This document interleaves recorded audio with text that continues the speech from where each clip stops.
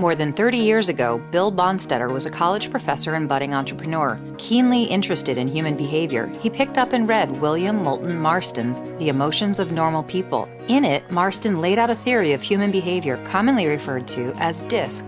While largely neglected in its time, decades later, The Emotions of Normal People is the basis of an assessment industry that impacts people's lives around the globe.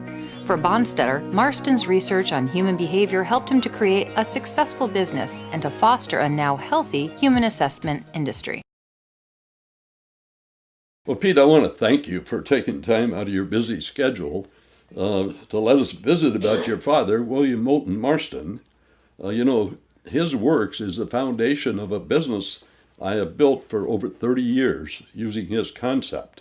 The book that was written in 1928, Emotions of Normal People, is being used throughout the world as a foundation for people to really understand themselves and others. I just want to make for sure, before the day's over, that you really, truly understand the impact that your father has had on society by helping people understand themselves, build relationships with other people by understanding it's okay to be different, it's okay to be unique, and not very many people talk about normal people, and we're very proud that we can talk about that. So we're going to explore a little bit more about DISC, but I really want to start out, but tell us a little bit about your father.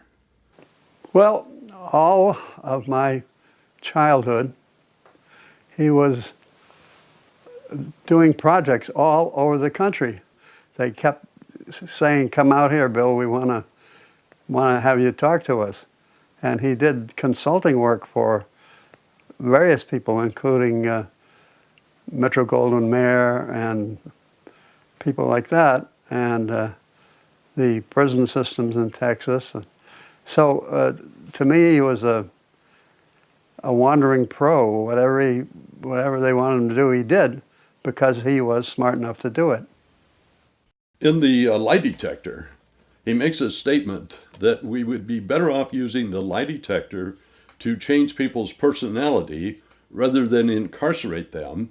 And he went on to explain that if they know they can't lie to you, that you can work with them. So your father, how did he treat you along those lines? Did he apply the DISC principles to you and the family? I tell you what, we had 4 kids. I was the oldest. And when I look back, I have to say I was an experiment, because they let me do all kinds of stuff, never really steered me. Just do what you can do and see how you make out. And it's incredible the amount of things I got into. How did Wonder Woman comic book come about? Oh, that was interesting. He was hired as a consultant. Of course, he was an attorney and a psychologist by DC Comics in New York City. And Charlie Gaines was the head man at the time. And one day when he was down there, what he was doing is taking comics, or helping to, out of the wartime scene, because the war was just ending, and into the peacetime venue. So Charlie Gaines said to him today, hey, Bill, why don't you write a comic? Ha, ha, ha. So he went home and talked to my mother. And my mother said, well, Bill, if you want to write a comic, that's okay. But we got enough male heroes, let's have a female heroine. So Wonder Woman was born. Awesome. And your mother played a major role then. She did. Awesome. Yeah. And so he went back to Charlie, and Charlie got a chuckle out of it, but they got Wonder Woman out. Okay. And it worked. Also, Pete, I've written articles on serial entrepreneurs, and we use the DISC as a part of the measurement of that. And I think it's interesting. I asked the question of serial entrepreneurs, when did you first start thinking of owning your own business? 42% of them said before age 12. Now, this would probably identify your father. He was an entrepreneur. He was a futurist. He was thinking and doing things that nobody else was even thinking about. But this is a great tool in helping us understand entrepreneurs and how they start thinking inside of the box and outside of the box. Your dad was like many entrepreneurs. We don't always hit success. And the lie detector had its challenges from the court. And the biggest challenge of the book, Emotions of Normal People, was Freud and all these other people were touting their ideas. Yeah. And he came along and he went right to the core.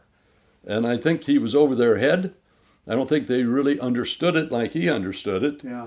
And without computers and things to prove his concept, it was nothing but his ideas that he wrote about. Absolutely. But he went 180 degrees from where the rest of psychology was.